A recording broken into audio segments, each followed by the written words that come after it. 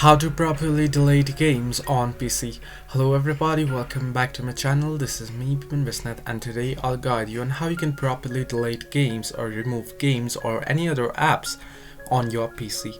Now the process itself is actually quite simple and easy, so let me guide you through. First things first, once on your PC, once you open it up, what you want to do is you want to head into the start menu. At the bottom you'll be able to find the start menu.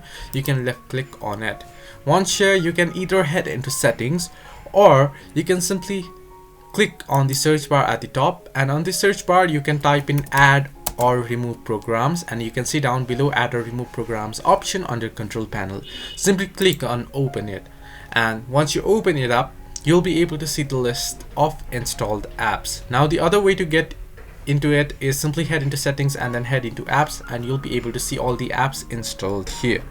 Now if you have any particular games installed on your PC, you'll find it here as well. Beside every app at the right hand side you'll be able to see the three dots option. You can simply click on it. Once you click on it you'll get three different options: the advanced options, the move, and the uninstall option. Since you want to uninstall, simply click on uninstall and it'll ask you for confirmation again.